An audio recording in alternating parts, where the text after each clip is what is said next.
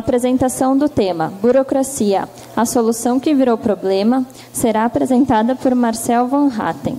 Marcel é mestre em ciência política e mestrando em jornalismo, mídia e globalização na Holanda.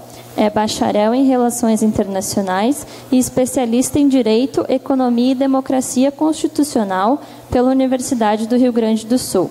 Trabalhou na Diretoria de Negócios Internacionais do Ministério dos Assuntos Econômicos, Agricultura e Inovação em Haia, nos Países Baixos, e na Câmara dos Deputados como assessor especial para Relações Internacionais e Economia. Mantém empresas de consultoria política no Brasil e de assessoria para relações internacionais na Holanda. Já foi repórter e colunista eventual em publicações de alcance nacional e no exterior. Foi vereador em Dois Irmãos, candidato a deputado estadual por 3 vezes, presidente da Juventude Progressista Gaúcha e diretor acadêmico da Fundação Tarso Dutra de Estudos Políticos e Administração Pública. Muito obrigado, Hélio. Muito obrigado, Daniel. Obrigado a todos que estão aqui nessa quarta-feira. Afinal de contas, realmente o horário marcado era o de amanhã, era de quinta-feira. Eu agradeço demais por vocês terem vindo, portanto, num dia antes. Eu, infelizmente, não tinha como vir amanhã, porque de última hora eu recebi ligação do coronel Cantagalo, que é o assessor para relações parlamentares. Ele estava embarcando no avião, vindo de Brasília para Porto Alegre, com a notícia de que eu seria agraciado amanhã com a medalha da Ordem do Mérito do Exército Brasileiro. Algo que é bastante honorífico, e a data da entrega é justamente a de amanhã, às 10 da manhã. Então não teria como conciliar com a agenda, e por isso eu agradeço a compreensão de todos vocês para me permitir que, junto com minha família, eu possa receber essa grande distinção do nosso Exército da Nação. Então eu tenho certeza que todos vocês compreenderam muito bem e estão aqui hoje, e agradeço mais uma vez, portanto, também pela presença de cada um. E também pela insistência para que eu viesse aqui, porque já faz algum tempo que nós estamos tratando de achar uma agenda. Eu, nesse momento, não estou mais na Assembleia Legislativa, concluí meu mandato de deputado estadual durante o mês passado, afinal de contas, na condição de deputado suplente.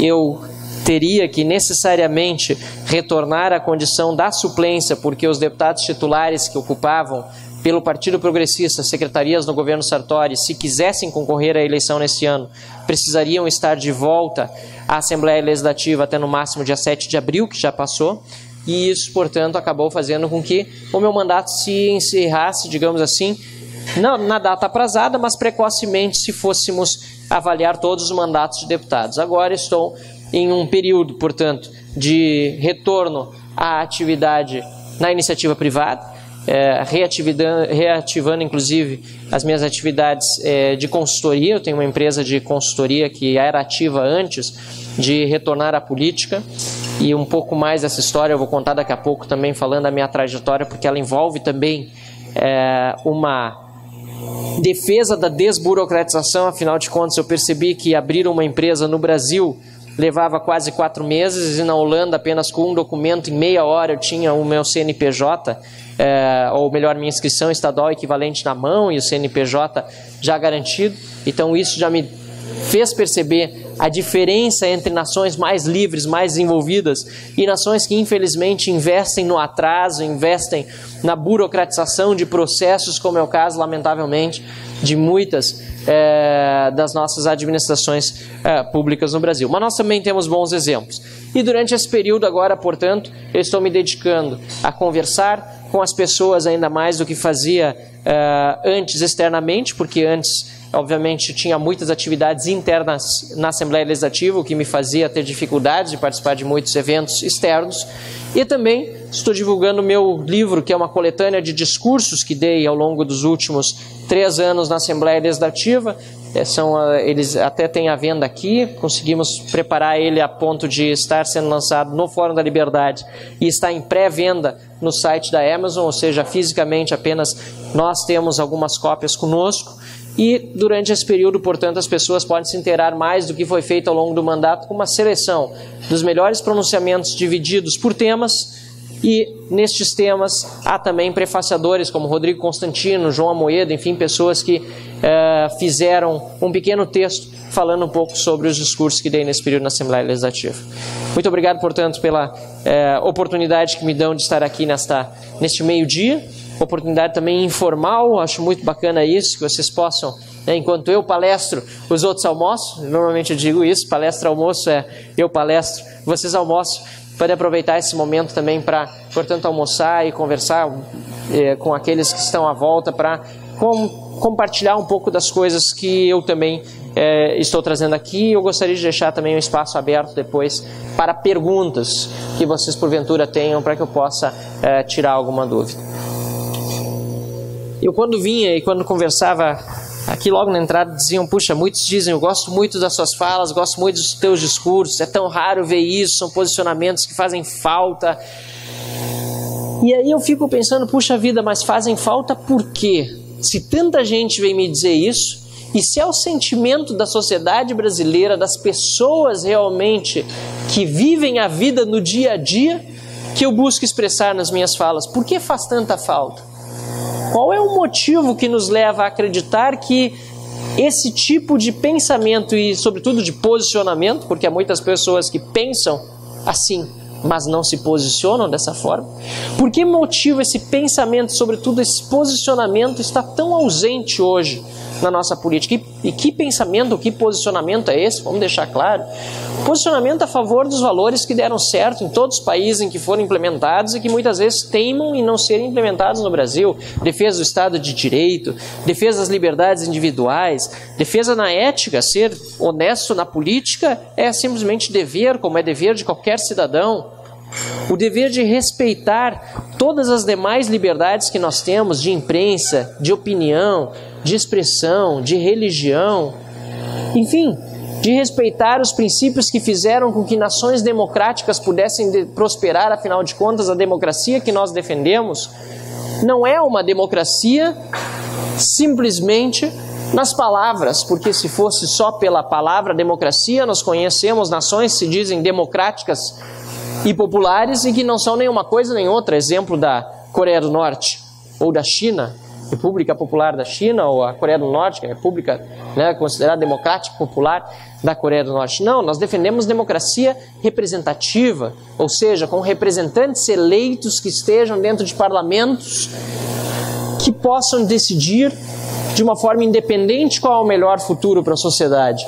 Uma democracia constitucional, ou seja, uma democracia que tem uma constituição com valores e princípios bem inscritos e que a partir desses princípios e desses valores nós possamos também ter um regramento jurídico que seja respeitoso, que garanta o direito de defesa amplo, mas que também garanta que bandido seja efetivamente punido pelos crimes que cometeu. E uma democracia liberal, ou seja, uma democracia que defende as liberdades, e não estou entrando no aspecto ideológico da palavra liberal. Democracia liberal, uma democracia em que aquelas liberdades que já mencionei, algumas delas aqui, estejam realmente presentes no dia a dia, tanto dos cidadãos como daqueles que os representam. Então, por que motivo algo que é talvez tão óbvio para a maior parte da população não está tão presente nos nossos parlamentos ou na nossa classe política? Existem muitas respostas longas para essa pergunta, mas a mais simples há um grande fosso entre aquilo que pensa a sociedade e aquilo que acontece na política. Há uma grande divisão hoje no Brasil entre aquilo que ocorre na iniciativa privada e aquilo que está representado no setor público. E não falo apenas da política, falo também em termos gerais. E este fosso precisa ser transposto, precisa ser eliminado, precisa voltar tanto o povo como aqueles que representam o povo precisam voltar a se entender, para que não ocorram mais estas exceções, em que apenas alguns são vistos como detentores daquilo que pensa a população e uma maioria seja vista com execração, porque é isso que está acontecendo hoje. Se olharmos para a classe política atual, A maior parte das pessoas, quando fala em política, quando fala em participação política, diz: eu tenho nojo de política, eu não quero participar de política. É uma palavra feia, é uma palavra que nos faz, inclusive, ficar com um sentimento ruim por dentro, porque ninguém gosta de bandalheira quando se é séria, ninguém gosta de corrupção quando se é ético. Mas esta omissão, sim, que nos fez chegar até essa situação em que hoje nos encontramos, ela precisa ser corrigida, e a única correção para a omissão é a ação.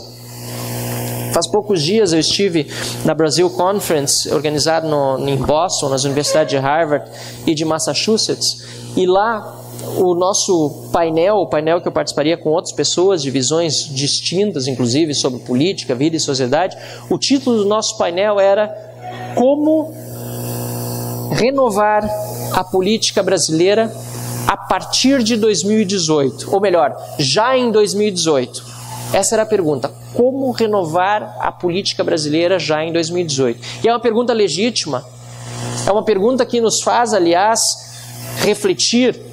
Todos nós temos essa pergunta: como é que nós vamos renovar o Brasil já agora em 2018? Nós temos tantos problemas na nossa nação que são históricos, que são crônicos e dos quais, aliás, grande parte nós já estamos vendo serem removidos do nosso caminho, seja via Operação Lava Jato, seja via participação popular, redes sociais, pessoas nas ruas, enfim, nós estamos vendo alguma evolução nesse caminho, mas nós também sabemos que 2018 é um ano de eleição, é um ano de divisor de águas no nosso país, é um ano em que nós decidiremos que rumo o Brasil vai tomar pela via democrática, por meio do voto.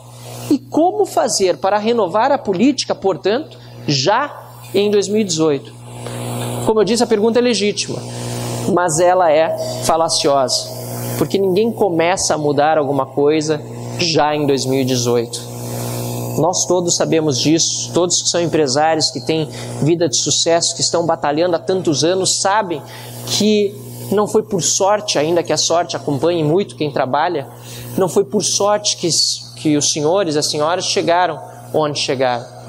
Foi porque houve um planejamento, foi porque houve um sonho, foi porque houve trabalho.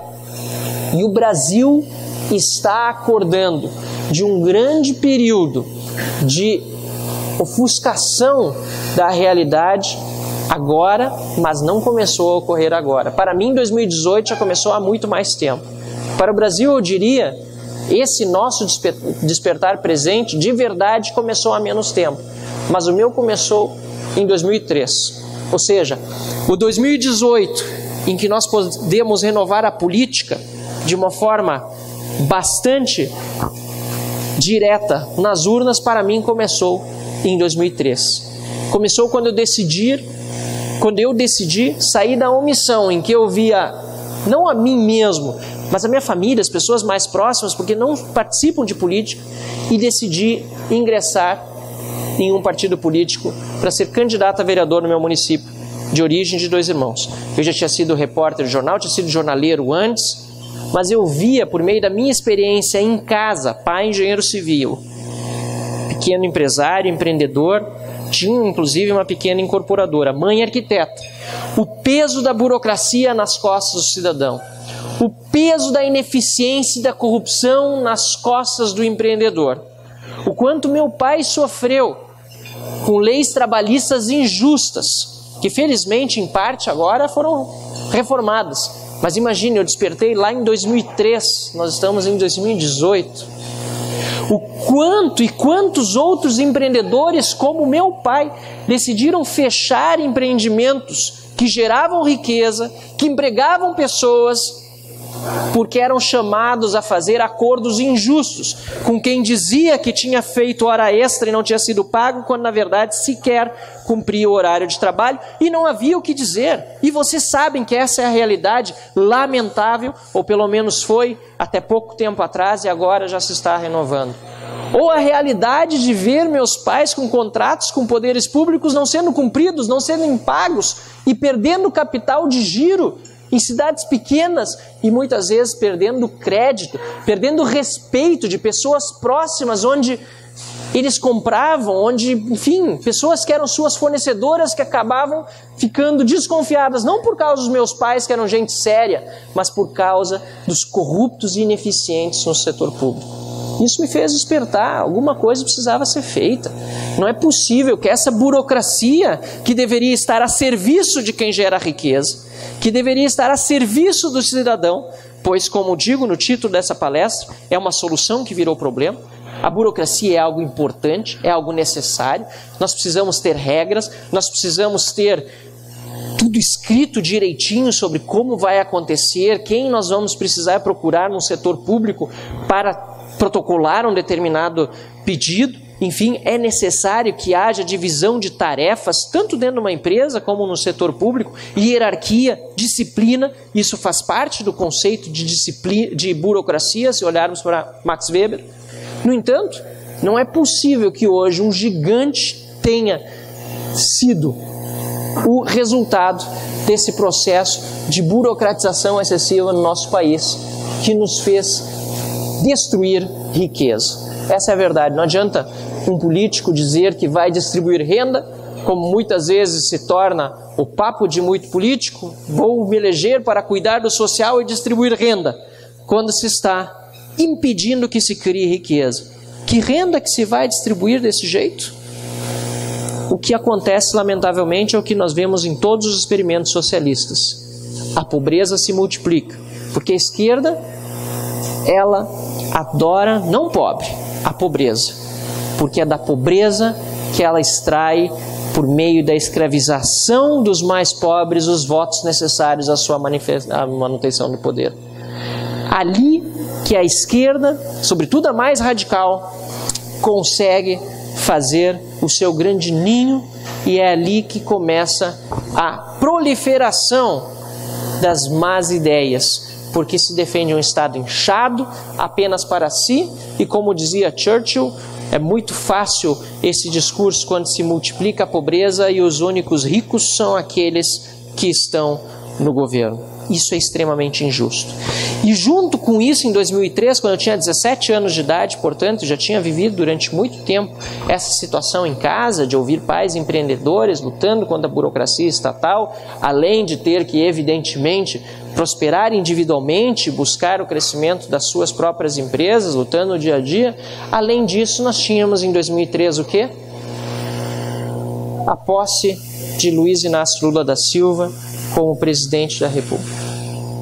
Antes disso, eu já tinha começado a ler alguns textos de pessoas que se tornaram famosas somente alguns anos depois, mas que naquela época já tinham algum espaço na mídia, pequeno, mas tinham, que era Olavo de Carvalho e Percival Pugino.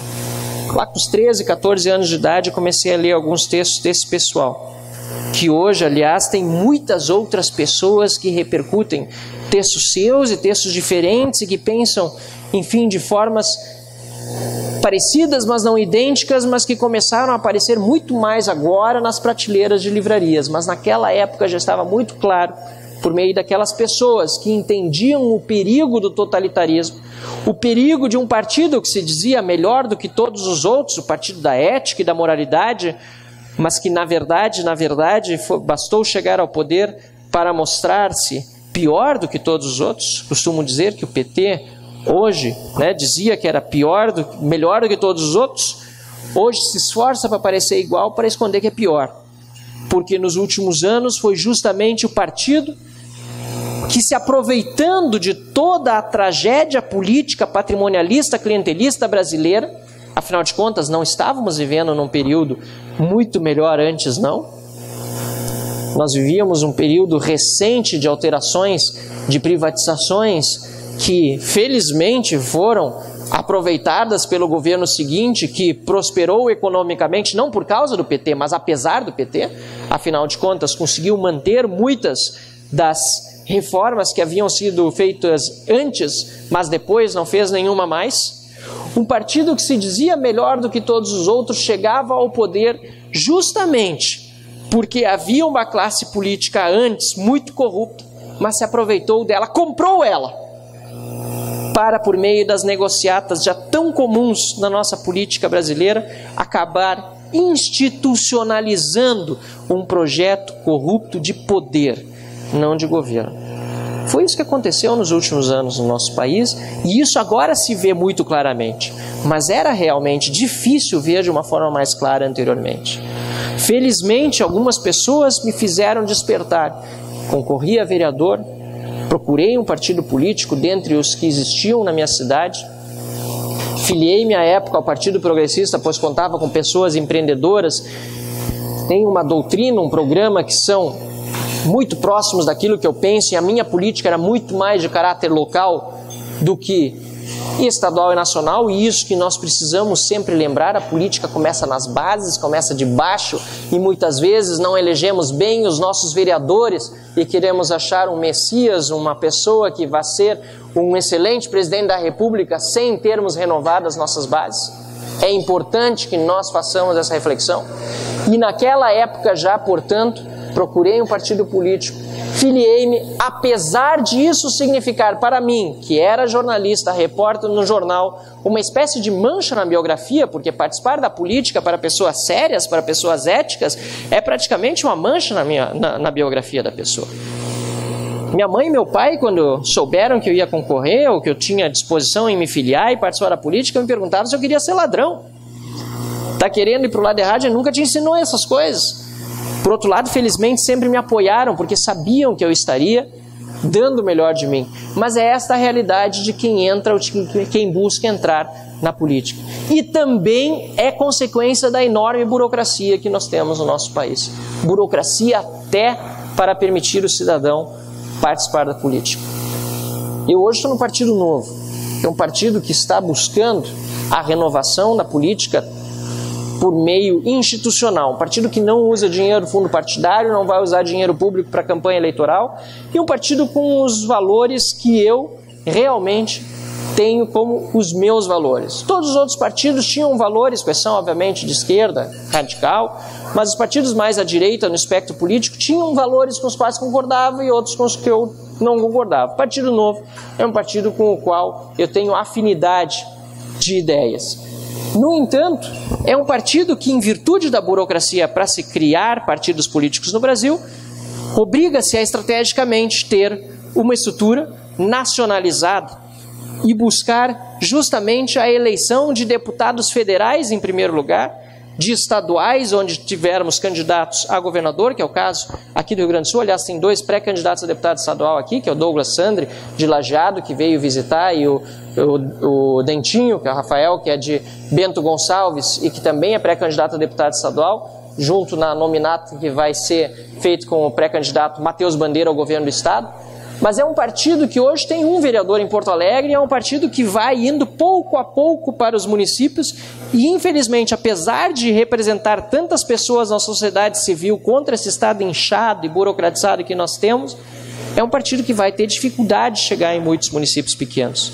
Porque, lamentavelmente, hoje no Brasil nós temos, sim, muitos partidos políticos em Brasília, dentro da Câmara dos Deputados, mas praticamente nenhum partido político que nos represente de verdade nas bases.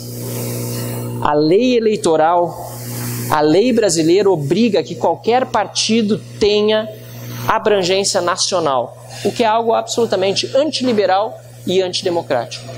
Se nós aqui quiséssemos, como eu queria lá atrás, em 2013, iniciar na política de uma forma orgânica, de baixo para cima, e digamos que saindo daqui motivados a mudar a política, decidíssemos, vamos nos reunir, vamos decidir dentre nós quem será um candidato a vereador para o município de Farroupilha, e vamos colocá-lo na urna por meio do nosso partido político local pela causa de Farroupilha, nós não poderíamos fazer isso. Nós teríamos que escolher um dos partidos políticos existentes para poder lançar um candidato a vereador daqui dessa sala. Precisaríamos escolher um daqueles que já está lá. E por que isso? Porque o sistema é feito para funcionar dessa forma. Para se criar um novo partido político é necessário mais de 500 mil de assinaturas. Busca de apoios em vários estados da nação. E aí, quando está criado o partido político, tem automaticamente acesso ao dinheiro público do fundo partidário. É um contra-incentivo. É uma forma justamente da classe política tradicional se proteger dificultando a criação de novos partidos pela sociedade que está, lembrem bem, do outro lado deste fosso, e permitindo que apenas criem partidos políticos aqueles que têm muito dinheiro, aqueles que têm muito poder e aqueles que o establishment atual admitem como atores que podem ter acesso também ao dinheiro público. O Partido Novo, para cortar pela raiz o problema, disse: nós não queremos o dinheiro público, nós não queremos participar desse processo. E nós fomos a favor da liberdade partidária, da desburocratização desse processo, porque se Farroupilha quiser ter um candidato que represente 100% ou quase 100% aquilo que nós aqui nessa sala pensamos, tem que poder ter a liberdade também de filiar essa pessoa num partido que seja uma entidade realmente da sociedade civil. Afinal de contas, quem começa uma padaria, um empreendimento com uma franquia que precisa ter 1 milhão de clientes espalhado em 10 estados diferentes? Ninguém, isso não existe. A não ser que o BNDES dê uma forcinha. A não ser que alguém lá de cima justamente dê uma forcinha. A não ser, mais uma vez, que um poderoso interfira no processo e a burocracia não sirva ao cidadão, não sirva, aliás, a quem quer fazer a diferença na política, mas sirva somente àqueles que continuam na política para benefício próprio. Precisamos atacar esses problemas também na política. E é por meio da nossa ação e não da nossa omissão. Eu dizia que o meu momento político começou, esse de 2018, em 2003, porque ali fui candidato a vereador, concorria, me elegi em Dois Irmãos, concorria a deputado estadual em 2006, campanha franciscana, porta a porta, recebi 11.656 votos, precisaria de 35 mil para me eleger. Achava que dava, obviamente, todo candidato precisa ter aquela ânsia por vencer, por chegar lá, mas infelizmente fiquei longe. Tentei de novo em 2010, depois de formado e pós-graduado, pensei, vou tentar mais uma vez, estou me preparando ao longo do caminho, concorri da mesma forma, franciscana, porta em porta, casa por casa. 2010, aumentei a votação, mas precisava de 35 mil votos, recebi 14.068 votos. E eu disse, política não é para mim. Se eu não fizer a política como ela é feita, da forma tradicional, por meio de troca de favores, por meio dos famosos cabos eleitorais que mais interessados estão no benefício pessoal que receberão do seu candidato do que realmente naquilo que ele pensa, e, portanto, o incentivo do benefício pessoal que ele recebe faz com que ele vá atrás dos apoiadores futuros ou dos votantes que, na maior parte dos casos, depois se esquecem quem votou. Eu dizia para mim mesmo, se eu não fizer da forma tradicional, eu não vou me eleger. E eu não quero ter eleitores que não saibam que votaram em mim, eleitores conscientes. Eu quero continuar tendo orgulho de dizer que todos os meus 11.014.068 votos foram votos honrados, conscientes, e do jeito que a política é feita no Brasil, no nosso sistema proporcional, não distrital, não é possível. E desisti, achei que não tinha mais o que fazer na política, até porque muitos de nós o tempo todo achamos que política não é para nós, deixa a política para os outros, mas o problema é que os outros fazem tudo o que podem contra nós. Mas a gente disse, deixa para os outros, porque política não é para nós. E eu me decepcionei tanto naquela época que acabei me candidatando para mestrados no exterior, fui aceito na Holanda, depois na Dinamarca, viajei, fiz os meus estudos e deixei a política numa gavetinha bem escondida, achando que jamais retornaria a ela. Acontece que o despertar que eu tive em 2003, em Dois Irmãos, foi um despertar parecido que ocorreu no Brasil em 2013. E por isso que eu digo que 2018 começou em 2013 para o Brasil. Pessoas indo às ruas, pessoas dizendo que não aceitavam mais um governo mentiroso, corrupto, incompetente. Um governo que tinha programado uma Copa do Mundo padrão FIFA, mas que não entregava serviços públicos padrão FIFA. Vocês lembram disso? Era exatamente assim. Dizíamos, inclusive, na época, vejam bem como estão os engarrafamentos agora no nosso país. Imagina na Copa, com todos os turistas que estão chegando. Olha os hospitais como estão lotados. Imagina na Copa. Era essa a nossa preocupação na época. Imagina na Copa, mas não nos dando conta conscientemente, não bastava imaginar na Copa. Nós precisávamos imaginar depois da Copa. Até porque tem obras da Copa em Porto Alegre, pelo menos, que Está chegando a próxima agora na Rússia e ainda estão parados. Mas o Brasil começou a imaginar sim depois da Copa lá em 2013, porque exigiu melhorias nos serviços públicos e disse: nós não aceitamos mais a situação do jeito que está. Isso me fez refletir muito, porque eu morava no exterior, mas uma das minhas viagens como consultor para o Brasil, eu vim para o país. E ali, logo depois das manifestações de junho de 2013, amigos meus disseram: Marcel, é hora de voltar à política. É hora de defender tudo aquilo que você já vinha defendendo há tanto tempo, porque as pessoas estão um pouco confusas, apesar de estarem contra aquilo que está acontecendo hoje no governo, porque muitas vezes não identificam a causa. E é verdade, tinha gente indo para a rua pedindo passe livre, né? E tinha gente indo para a rua pedindo menos impostos, e tinha gente indo para a rua com um cartaz na mão dizendo passe livre e outro na outra mão dizendo menos impostos. São coisas que não tem como serem defendidas ao mesmo tempo, certo? Então, as pessoas realmente estavam ainda um pouco confusas, mas sabiam, o problema é esse governo aí que nós temos. E depois da eleição de Dilma Rousseff, nós vimos que a conscientização ficou ainda maior de onde estava o problema, em que partido estava o grande problema e por que ele era a primeira prioridade. Não que não haja outras, mas a primeira prioridade era, logo depois da eleição de Dilma Rousseff, começaram os protestos, fazer o impeachment de uma presidente também corrupta e incompetente. Só que eu disse para vocês que eu tinha feito 14 mil votos e achava que não tinha como continuar na política do meu jeito franciscano, do meu jeito, né, olho no olho de pedir voto. O que aconteceu então que me fez saltar de 14 mil votos em 2010 para 35 mil votos nas eleições de 2014?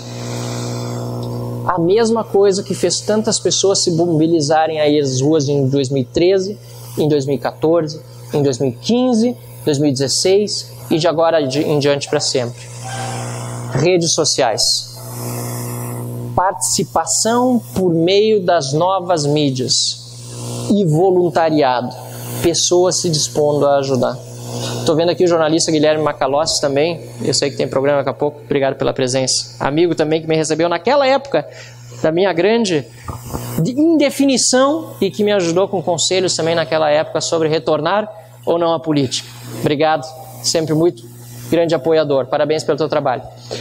E desde aquela época, portanto, as pessoas começaram a participar mais da política, se informar mais, compartilhar mais, curtir mais, comentar mais, e aquela campanha que eu fazia de porta em porta passou a ser a campanha do Facebook, da rede social, do WhatsApp. O novo porta em porta era o inbox do Facebook.